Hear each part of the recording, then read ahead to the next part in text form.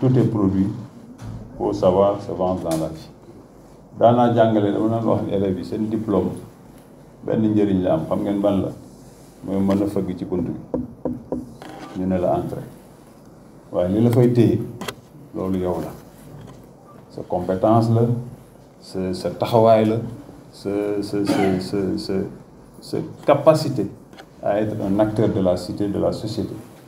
Le fait nga nekk ci jàmm ak nit ñi am relationnel bu baax ak ñoom di mën a exprimer bu baax di mën a présenter say produits bu baax produit bi lu muy jag day ànd ak marketing buñ ko jaayul dem kon yéen ñi nga xam ne tey ñi ngi master ñi ngi leneen am na lu am solo il faut toujours ce link avec l'entreprise est important dañ leen fiy jël pendant 1 an renouvelable jox leen indemnisation boo xam ne yéen ñëpp bu ngeen demoon ci structure yi war a tàmbali loolu ngeen naroon am kon xam ngeen ni jox nañ leen gëdd bi ñu leen war a jox te loolu nag ay réaménagement la ñu def ci suñu ressource interne pour mën a def loolu maanaam ay ressources lay waroon dem feneen ñu ne nañ ko réorienter ci lii kon ñun dana am lu manqué feneen waaye jaral ngeen ñu ko kon nag loolu contrat boobu nga xam ne tey dañ ko fi teg muy contrat moral entre ñun ak yéen dañoo bëgg ngeen joxe exemple ne c'est possible parce que loolu mooy dooleel ña ca des moo leen di may fit xëy na ñu def lu raw li ñu def te loolu am na solo parce que tey ku ne ci yéen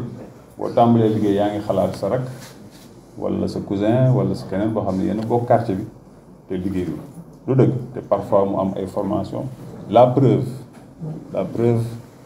mooy vous êtes sélection la ñu def amul parloo man Dakaaru laa nekk di maire plateau amul benn doomi plateau bu fi nekk am déet dégg naa nag ñu ne Dakar lañ ko xaw ma fi mais parce que ay doomi Sénégal yoo xam ne état du Sénégal moo leen formé la ñu ne lañ leen jox seen chance donc ñu ubbi benn recrutement avec des critères précis ci li ma dégg ñu wax ma ñu nekk ci salle bi amul kenn ku génn formation avec une mention inférieure à la mention à bien donc on est à l'aise dans ce qu'on fait parce que ça s'adresse à toute la jeunesse sénégalaise et vous êtes censé en tout cas sur les diplômes être de qualité.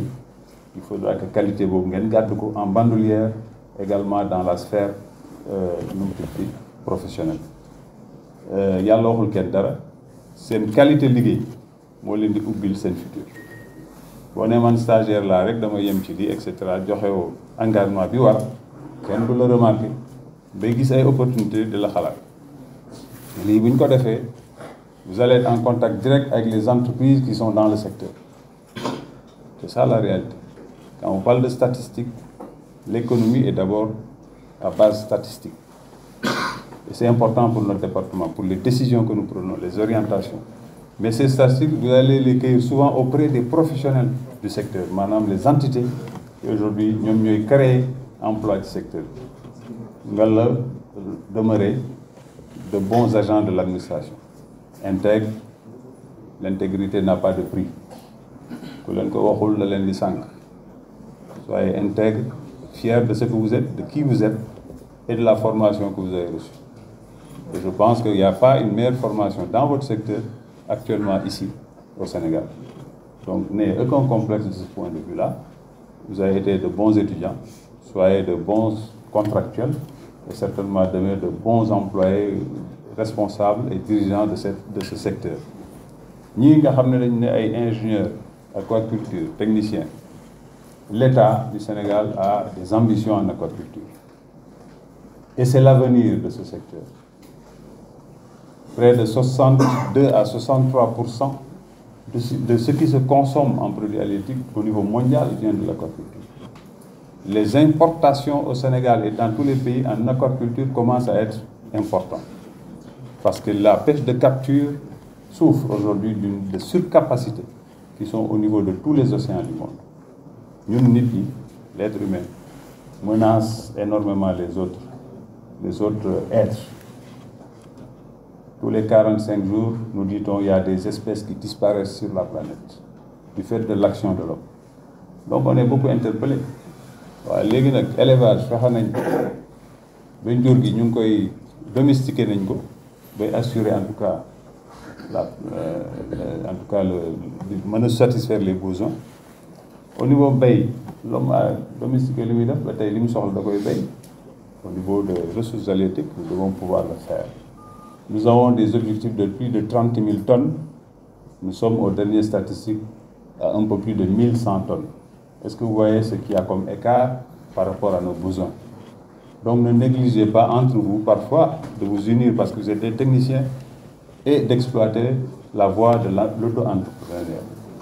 L'aquaculture est un secteur d'avenir. Au moment où je vous parle, il y a des industriels de ce pays qui vont investir parce que depuis lors, nous essayons de les encourager dans cette voie et qui vont faire des investissements importants dans ce domaine-là. Vous êtes les premiers à être concernés par cela. Suivez cela, soyez impliqués et nous comptons sur vous également pour souvent que vous soyez certainement des employeurs dans ce pays-là. Je suis bavard, mais face à vous, c'est tout mon espoir que je dis par rapport à ce secteur-là, parce que nous sommes très liés aux ressources halieutiques en tant que Sénégalais. damay dégg ñu naan lu tax fii am nit ñi di fi jógee di nappi feneen parce que feneen ils n'ont pas les mêmes liens avec le poisson que nous.